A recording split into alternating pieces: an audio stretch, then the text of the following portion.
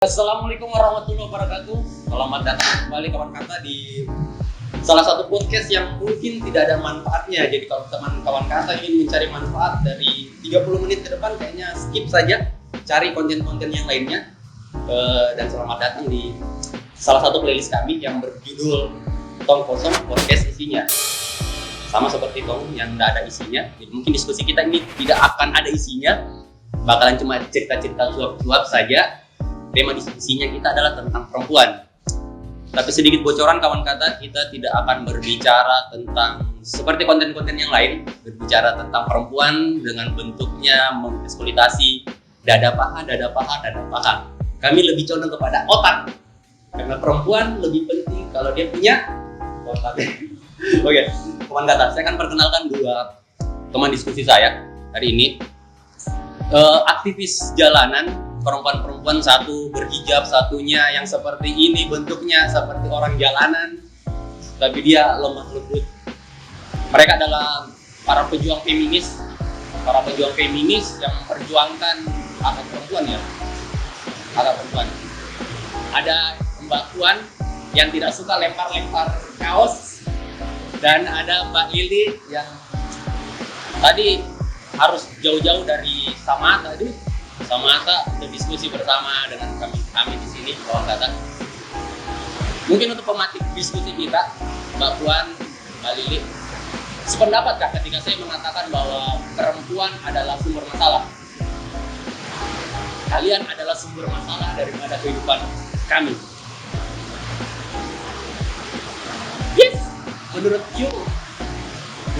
Anda?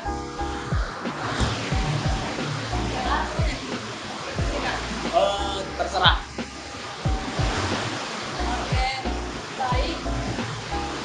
Perempuan sumber masalah. Tidak terlepas dari ketimpangan gendernya, bahwa perempuan ini selalu dilabelkan negatif atau digarisbawahi gitu. Bahwa perempuan sumber masalah, seperti kasus kemarin seperti kasus MS, bahwa dia mau bunuh karena perempuan. Terus kasusnya MDS yang menghajar dagu karena perempuan. Berarti memang ini perempuan yang menjadi penyebab laki-laki buta tergelap mata. Seakan-akan kita melabelkan perempuan ini loh biar keromnya sumber masalahnya. Namun kita nggak fokus kepada manusianya, karena perempuan sama manusia begitu. Kan? Oke. Selanjutnya saya mau dengar argumentasi tentang keperempuanan ini, karena ini ya, sudut pandangnya saya, kalian itu makhluk Tuhan yang susah sekali dimengerti. Satu, yang kedua, kalian itu troublemaker dari awal. Harusnya saya dan semua umat manusia ini ada di surga coy. Betul tidak? Tapi karena ras kalian awam membisikkan kami, akhirnya kami turun lagi-lagi. Kemudian yang kedua adalah kasus pembunuhan pertama kali yang terjadi di dunia adalah karena perempuan. Berarti memang perempuan mempunyai kekuatan untuk menjadikan laki-laki itu sebagai alat, atau memang kami adalah objek untuk seperti itu, atau gimana kak? Yes. Oke, jadi begini, dalam berbagai aspek, kenapa sebagian dari kita selalu mengeluarkan statement bahwa perempuan adalah sumber masalah? Mungkin karena kontrol sosial atau konstruksi sosial yang mengharapkan atau yang mengharapkan atau yang melabelkan hal tersebut itu konstruk masyarakat, sehingga keluar statement seperti itu bahwa perempuan adalah sumber dari masalah. Kalau dilihat kita dari perspektif sosial, banyak sekali nih pelabelan terhadap perempuan, dari mungkin jam pulang malam yang diatur, stereotip kayak merokok, perempuan yang merokok itu kayak tadi juga yang closing tak bilang, ada yang satu yang berhijab, ada yang begini gayanya kayak orang jalanan. Iya, kayak orang jalanan. Itu adalah salah satu pemikiran atau kekeliruannya kita terhadap perempuan itu sendiri. Makanya mungkin keluar statement seperti itu, ada pelabelan-pelabelan seperti itu, sehingga itu yang ditanam dalam pikirannya setiap laki-laki bahwa perempuan ini sumber masalah dalam berbagai aspek. Pasti perempuan yang menjadi sumber masalah. Nah kemarin itu baru Kak tulis tulisanku untuk menyambut IWD juga bahwa apapun pilihan perempuan itu menjadi bumerang untuk dirinya sendiri. Nah, contoh semisal perempuan memilih di ranah domestik, kan itu pekerjaan atau bukan hal yang mudah untuk dilakukan semua perempuan, karena itu membutuhkan pengalaman atau ilmu yang berjangka panjang. Contoh semisal menata rumah itu butuh ilmu atau pengetahuan yang lebih untuk bagaimana kita mengatur sofa, bagaimana kita mengatur pajangan-pajangan yang mungkin bisa membuat psikologi tak nyaman sebagai penghuni rumah. Nah, itu yang dilakukan perempuan, tapi selalu dituntut bahwa dalam rumah tangga itu perempuan ini tidak bisa seperti ini, tidak bisa seperti ini. Selalu ada tuntutan untuk kesempurnaan terhadap perempuan. Kalau di ranah domestik, kalau kita berbicara lagi di ranah publik, bukan hal yang mudah juga untuk bisa terjun langsung di ranah politika atau ekonomika atau apapun itu toh yang berbau sosial. Itu bukan hal yang mudah untuk perempuan, karena selalu ada itu tadi yang kukatakan bahwa selalu menjadi bumerang apapun itu pilihannya perempuan, tapi menjadi bumerang untuk dirinya sendiri. Karena dibilang kalau perempuan itu ranahnya di domestik saja, kenapa harus repot-repot keluar di ranah publik untuk meninggalkan pekerjaannya yang memang menjadi kodratnya. Kalau itu statement dari konstruk sosial ya, bahwa di ranah domestik itu ranahnya perempuan, itu kodratnya perempuan. Berarti kan sebelum kita jauh untuk berdiskusi tentang bagaimana pembagian tugas yang ideal sebenarnya dalam tatanan masyarakat yang ideal menurut cara berpikirnya teman-teman, saya ingin mempertegas kembali tadi bahwa teman-teman adalah aktivis ataupun penggiat gerakan-gerakan feminis atau simpatisannya saja. Karena saya kadang-kadang masih agak kebingungan ini. Di luar sana kan selalu ada bahasa feminisme, emansipasi. Ini apakah hal yang berbeda kah? Atau hal yang sama saja sebenarnya? Ataukah adakah maksud yang lebih detail terhadap apa sebenarnya feminisme itu? Kalau dari teman-teman apa itu feminisme? Kalau menurutku sih feminisme itu adalah suatu teori atau pandangan atau kesadaran yang melihat terjadi ketimpangan atau ketidakadilan terhadap perempuan. Jadi tapi bukan berarti feminisme itu hanya berbicara mengenai perempuan saja. Feminisme itu berbicara mengenai keadilan bagi setiap manusia, bukan hanya perempuan saja. Tapi kalau dilihat secara realitas bahwa lebih dominan perempuan menjadi objek penindasan di ranah sosial, makanya mungkin itu yang menjadi poin utamanya dari perjuangan feminisme. Tapi gini. Kenapa konstruksi berpikirnya adalah terkesan bahwa laki-laki itu selalu menjadi objek pelaku terhadap penindasan terhadap perempuan, sedangkan saya tidak tahu benar atau tidak ya teman-teman. Kadang-kadang kalian sebenarnya menjajah kami, serius dengan kalimat ini saja. Contoh kecilnya, ketika kita jalan dengan pasangan kita, bertanya saja, mau makan? Yes. Di mana? Terserah.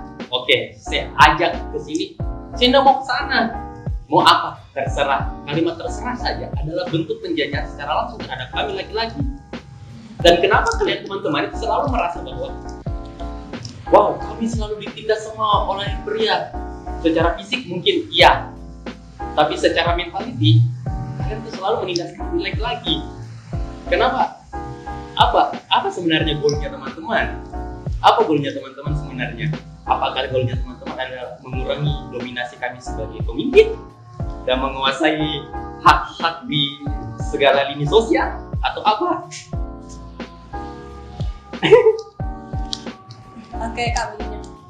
Banyak teman-teman di luar sana, bukan hanya lelaki tapi perempuan, kesalahan berpikir tentang feminisme itu seperti demikian, bahwa maksudnya harus perempuan yang di atas, kan? Laki mau hal yang sama begitu Kak. Tujuan feminisme adalah mendapatkan hak yang sama, kesempatan yang sama, bahwa walaupun kita menjadi seorang ibu, kita pun bisa menjadi seorang CEO atau seorang pemimpin. Kita bisa mendapatkan pendidikan yang setara begitu. karena secara manusia ini kita sama.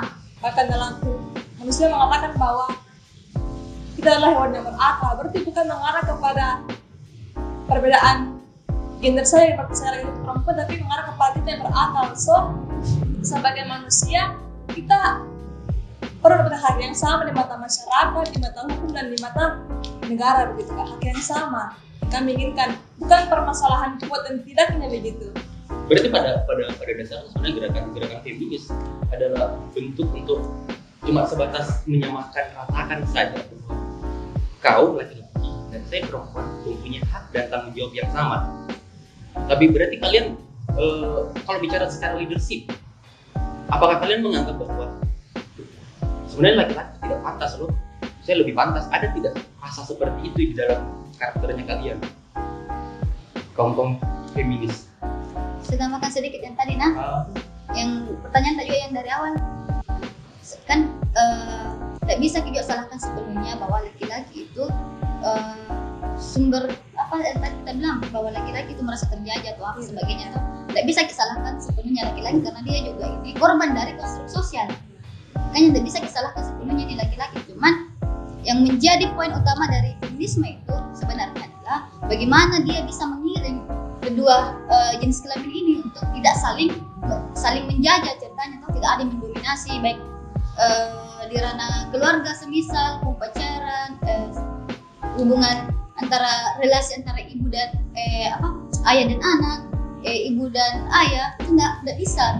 Cukup harusnya itu feminisme hadir sebagai dia harus menggiring ini kedua jenis kelamin untuk tidak saling menjajah atau tidak saling mendominasi. Makanya selalu tanamkan sama diri kita sendiri bahwa di dalam kehidupan itu bukan persoalan siapa yang bisa atau bukan persoalan siapa yang mau didominasi dan siapa yang harus mendominasi, tapi persoalan bagaimana kita bisa bekerja secara kolektif supaya bisa menciptakan suasana yang baik antara atau relasi yang panjang antara jenis kelamin ini, antara laki-laki dan perempuan begitu. Makanya terlalu keliru kalau kita mengatakan bahwa feminisme ini hadir sebagai penindasan terhadap laki-laki, menghilangkan patriarki dan membangkitkan matriarki kan begitu. Contoh tadi yang tak bilang jangan sampai di rata-rata di antara perempuan ini tersirat di pikirannya bahwa apa tadi itu kah yang tak bilang saya ini bisa jadi memimpin. Iya, saya sebagai perempuan selalu beranggapan begitu bahwa di dalam rumah tangga aku mungkin saya bisa mendominasi ini bisa dominasi suamiku. Yes. Cuman kita ini berpikir panjangnya ini hubungan toh, ya tidak mungkin kita berpikir begitu. Jadi setiap pasti ada nih ada nih pembagian tak masing-masing bahwa mungkin ini bagiannya bagiannya suamiku ini. Jadi dia aku terapkan dalam rumah tanggaku. Kalau semisal suamiku yang masak, saya yang belanja di pasar. Suamiku yang mencuci, saya yang menjemur. Tapi kan konsep seperti itu sebenarnya sudah berjalan ini. Iya, itu kita bilang tidak perlu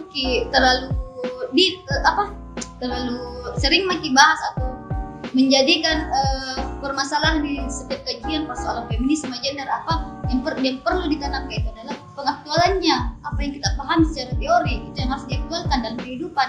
Kita mulai dari mungkin relasi yang sederhana dulu, baru kita lempar ke relasi yang lebih luas lagi. Tapi kenapa kalau misalnya kita bangun diskusi dalam dua arah? Teman-teman boleh bertanya sama saya, tanya opiniku, saya juga bisa tanya opininya teman-teman sendiri. Saya izin ngomong rokok dikatakan persoalan rokok juga itu. Tapi istilahnya bentuk aktualisasi kan tadi sempat berdiskusi bahwa salah satu ada rokok kayak terkesan bahwa rokok, kopi itu terkesan lebih maskulin.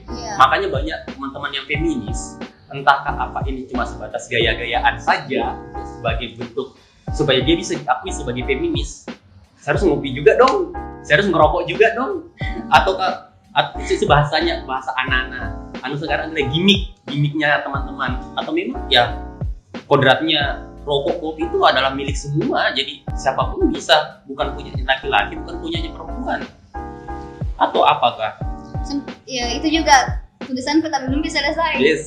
Oke, kita bocorkan tulisan Nanti- Anda. Oke. Anu ke blog nah, Ah, baca. Itu Miku bilang, rokok itu tidak ada jenis kelaminnya. Jadi siapapun bisa mengkonsumsi rokok. Kenapa? Rokok saja itu kayak semisal rokok esen. Itu kayak apa di bahasanya?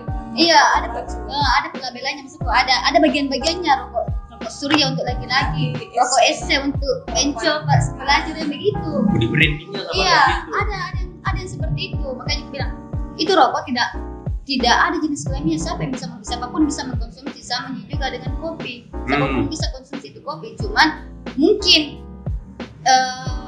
yang menjadi persoalan tuh ya atau keresahan tuh saya sebagai perokok juga kan kemarin saya kan merokok awalnya itu SMA. Keseringan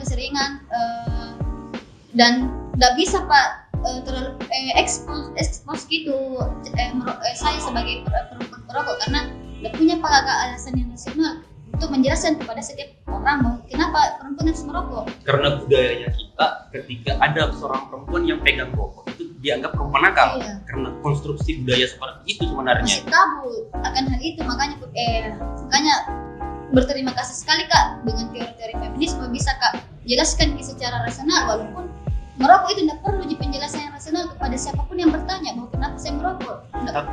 Tapi kan kayak gini, budaya yang ada istilahnya yang sudah terkrit di masyarakat kita, rokok itu tidak baik untuk perempuan. Kalau kita berbicara kesehatan, merokok itu tidak baik untuk perempuan dan laki-laki Yes, juga. betul. Anak kesehatan bagaimana? Ya, betul. Cuman lebih besar dampaknya kepada perempuan memang. Ya. Tapi lebih besar dampaknya ketika dikonsumsi pada saat hamil, mengandung. Ya. Aduh, harus juga punya aturan kalau merokok. Harus Balik. 17. Berapa Kak umurnya itu orang merokok? Anak kesehatan. 18 tahun. 18 tahun baru boleh merokok, Iya. aturannya secara aturan kesehatan. Tapi lebih baik disclaimer kawan kata, ini bukan ujaran untuk mengajarkan Mengkampanyekan, supaya teman-teman merokok walaupun rokok itu baik untuk kesehatan pajaknya kita, bukan dari kesana, betul kan? Ya. Ini rokok untuk kesehatan pajaknya kita kan? Bukan kawan kata. Ini cuma untuk kami mendiskusikan bahwa memang wacana yang ada di ranah sosial dan budaya ketika ada perempuan pegang rokok itu terkesan perempuan nakal, padahal itu bukan sebagai patokan nakal tidaknya perempuan kan? Merokok juga bagi perempuan itu salah satu tindakan politis bagi perempuan Untuk menghilangkan stigma atau pelabelan terhadap perempuan bahwa ternyata ini rokok bisa jadi konsumsi oleh perempuan juga. Rokok ini bisa yang penting dalam keadaan tidak mengandung dan umurnya sudah bisa mengkonsumsi rokok. Dan bukan berarti kita mengkampanyekan bahwa perempuan harus merokok.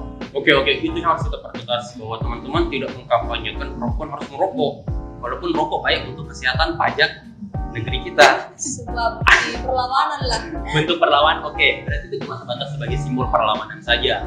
Kita garis bawah itu. Kalau semisal saya pernah baca salah satu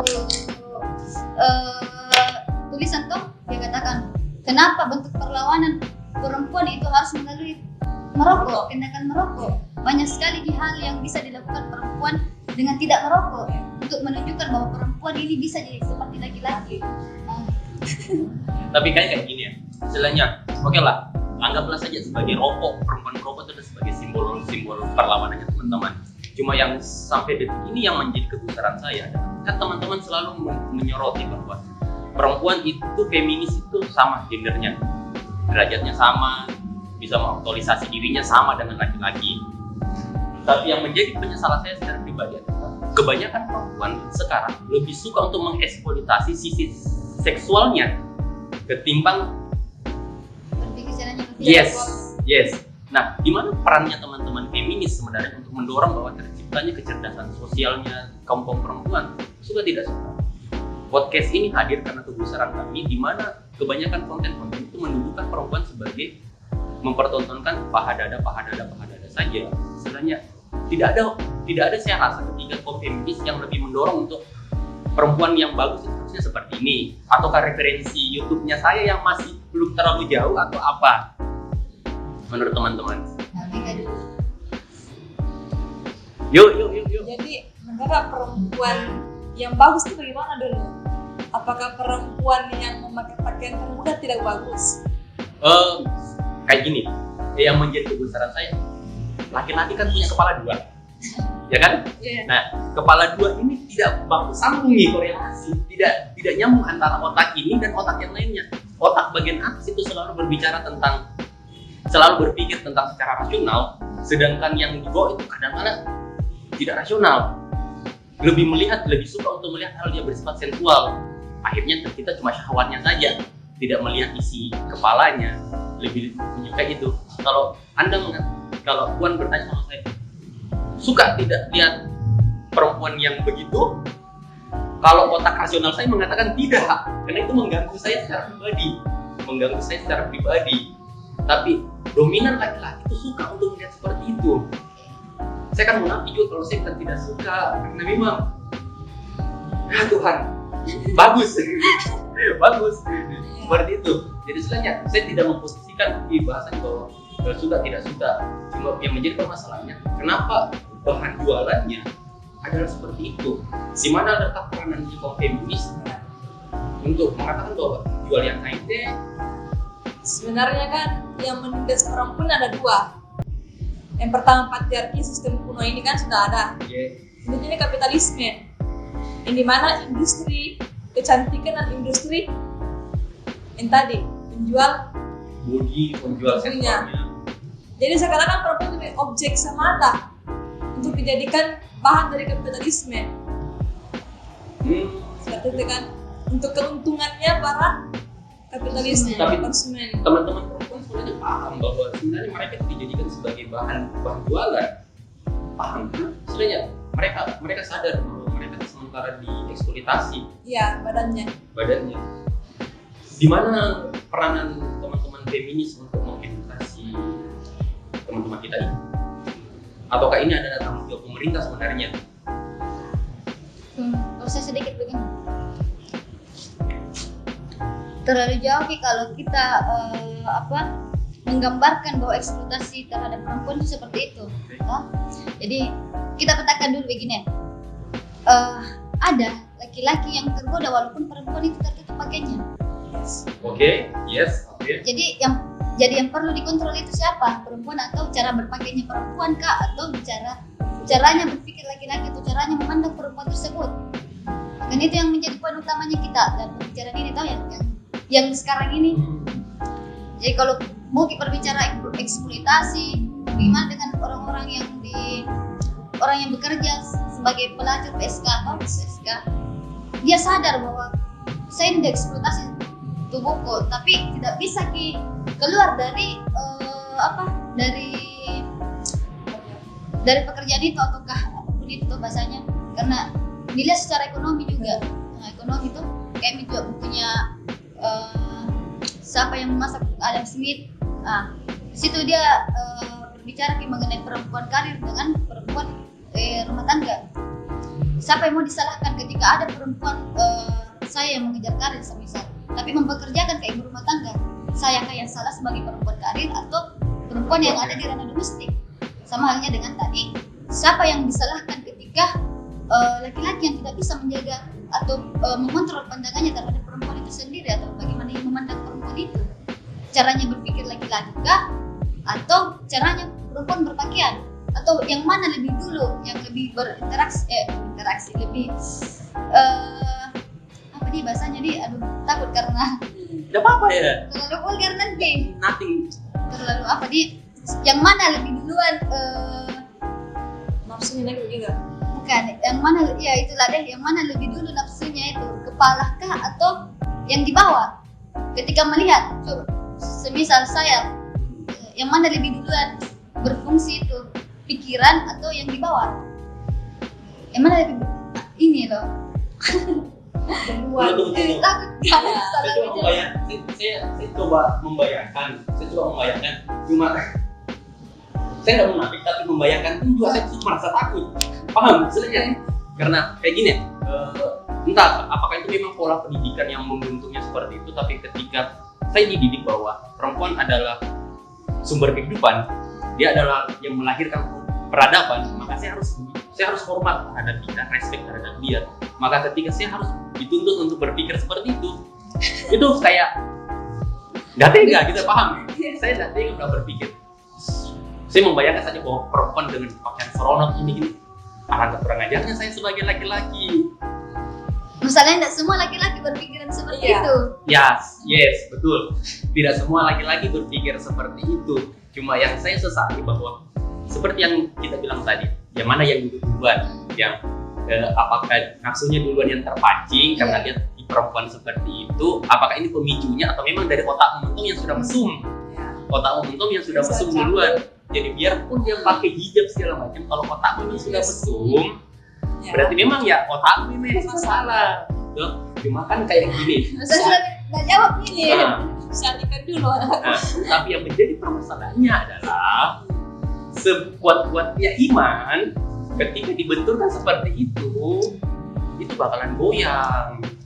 Ladies, bakalan goyang, boy. Secara normal memang Baik laki-laki maupun perempuan itu memiliki hasrat. Iya, betul. Cuman yang salah ketika kita mengaktualkan tidak bisa kontrol hasrat itu dan merugikan orang lain. Berarti yang sebenarnya yang dibutuhkan adalah tanpa gerakan-gerakan feminis saja, yang dibutuhkan adalah pendidikan seks, pendidikan dari sejari dini untuk menghargai perempuan. Itu yang lebih penting sebenarnya. Karena kayak terkesannya sekarang ini kaum feminis adalah kaum pemarah. Ada sedikit yang senggol, berdadah, ini tidak sesuai dengan ranah kehidupan gini. Idealnya adalah begini.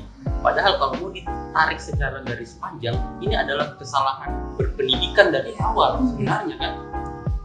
Betul tidak? Karena secara tidak langsung kalau mau berbicara kesetaraan gender sekarang, alhamdulillah posisinya kita sekarang sama. Tidak ada yang bisa diakses semua perempuan. Iya. Cuma yang menjadi PR-nya adalah bagaimana mencerdaskan kehidupan bangsa, mungkin masih jadi PR kita sama-sama nih. Tapi konsep patriarki itu masih ada kayak yang kalian rasakan juga sekarang ini. Masih dominan kayak di era. Lebih dominan sekali kalau di keluarga. Apalagi kalau orang tidak paham mengenai konsep gender dalam rumah tangga. Kayak masyarakat awam. Perempuan ini masalahnya juga ini Freud tuh yang kecemburuan psikoanalisis feminisme. Dia mengatakan bahwa kecemburuan perempuan itu berawal karena dia tidak memiliki penis.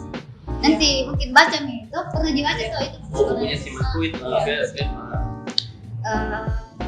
Dia mengatakan bahwa itu dikontrol sejak dini, sejak lahirnya, bahwa anak ini melihat bapakku yang kerja di luar, bapakku yang lebih dominan kerja di rumah tangga, mamaku yang di sini. Makanya itu nih yang menjadi konstruk atau yang dilanggengkan sampai sekarang. Karena dari awal caranya kita mendidik itu seperti itu, bahwa yang diperlihatkan tuh semisal, tapi tidak bisa kita salahkan atau tidak bisa kita pungkiri hal seperti itu karena mungkin bisa jadi tidak semua perempuan bisa mengakses hal tersebut, apalagi seperti pendidikan. Tidak bisa karena berbicara ekonomi, terlebih lagi kalau kita bahas itu tuh mau berbicara ekonomi, tidak semua, jangankan perempuan, laki-laki saja tidak semua bisa akses. Karena kita kalau berbicara ekonomi tidak bisa. Bukan kita berbicara masih Kartini yang perempuan tidak bisa sekolah. Bukan. Berarti stigma berpikir seperti ini yang masih ada khususnya di budaya kita. Untuk apa sih perempuan sekolah tinggi-tinggi ujung-ujungnya kok kerja di dapur? Hal-hal yang seperti itu yang menciptakan sehingga kaum feminis tetap bergerak terus untuk mengedukasi bagaimana bisa peradaban terlahir secara sehat kalau tidak dibangun oleh perempuan yang cerdas. Luar biasa. Jangan jauh-jauh sih Kak. Dari kecil saja kita sudah dikasihkan permainan yang dipetah-petahkan bahwa anak perempuan mainannya masak-masak, anak laki-laki permainannya bola. Sehingga terbentuk pola pikirnya bahwa tugasku ini perempuan masak-masak. Yang laki-laki dikasihkan perempuan polisi, besar nanti jadi polisi. Pokoknya kalau di luar. Kalau perempuan dikasih aja lempar-lempar baju supaya besar nanti jadi pemimpin. Oke. Seperti itu kan.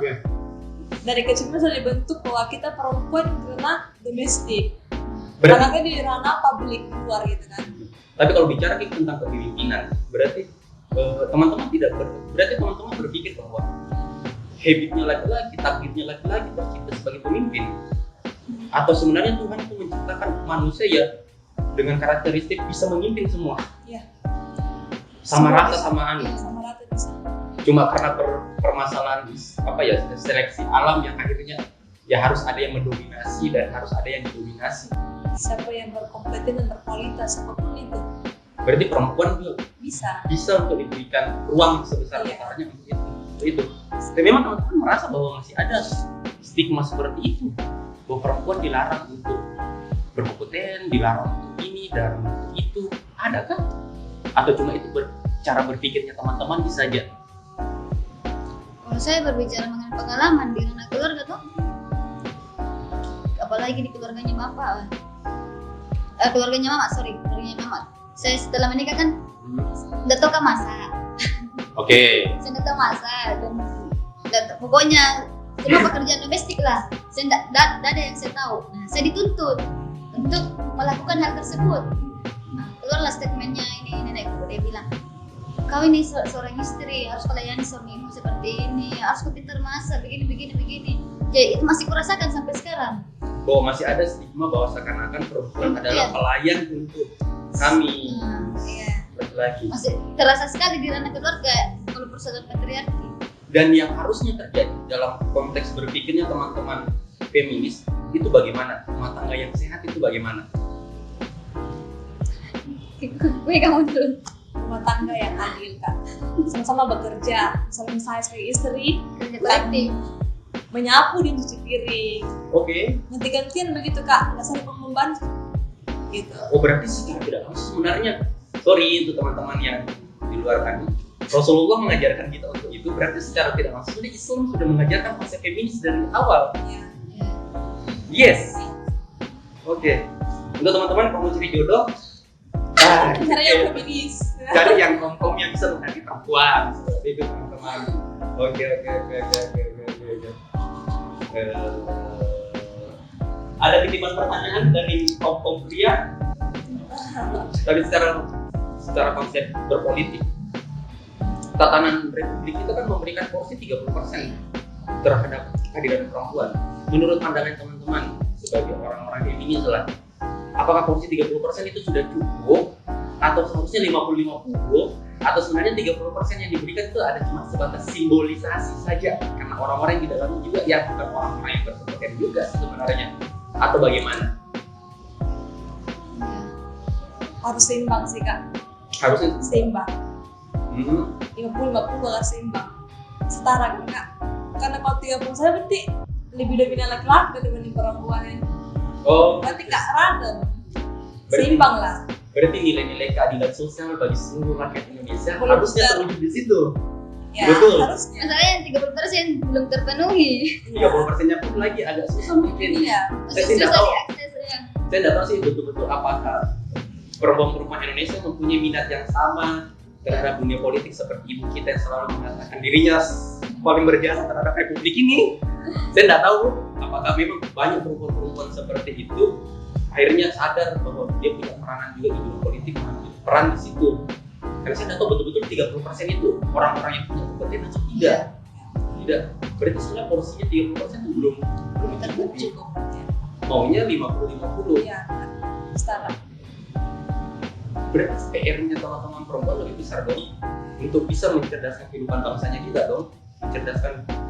Berarti gerakan-gerakan feminis itu punya peranan tanggung jawab yang masih besar, karena bukan saja untuk memberikan penyadaran terhadap lawan jenis mereka bahwa kita punya hak dan tanggung jawab yang sama, tapi juga lebih lagi ke mengkrit perempuan cerdas.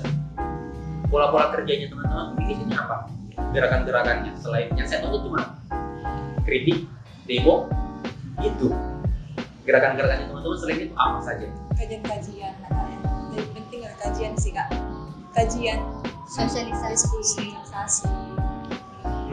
Sosialisasi apa di ini di sekolah-sekolah, edukasi seks mungkin, tapi bukan edukasi seks yang Oleh free sex gitu ya.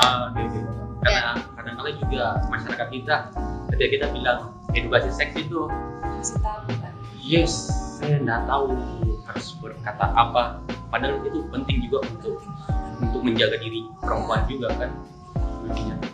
Nah kalau misalnya teman-teman ada yang tertarik untuk ikut ambil bagian daripada gerakan-gerakan feminis ini, khususnya di Makassar, mereka harus kemana kan? Banyak sekali Ada nih. banyak Kak, Banyak sekali. ada banyak komunitas di Makassar. Kayak SDAI Mandiri, ada banyak apa ya di sini. Sri Kandi juga. Iya, sekitarnya ada juga. Ada banyak Kak di Makassar. Banyak sekali mungkin kalau di kampus-kampus juga. Kampus juga ada Kak sendiri. Kayak Nasdem sudah punya komite anti kekerasan seksual juga. UIN juga ada speks. Banyak sekali. Berarti kalau teman-teman ingin bergabung, ingin belajar bagaimana caranya untuk membantu, nah, sebenarnya ini tujuan kuliah nih, jihad ceritanya untuk mengedukasi teman-teman. Ya tinggal cari saja, mungkin di Instagram mungkin ada juga nih, ada Instagram yang tadi apa, Angin Mamiri. Supaya gimana? Oke. Solidaritas perempuan lagi Iya.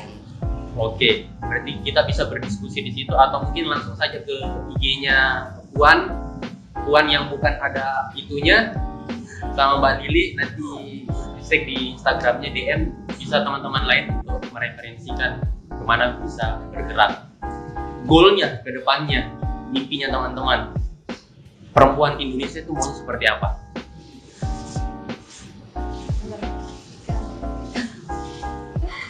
Sudah menyiapkan Perempuan yang berpengetahuan,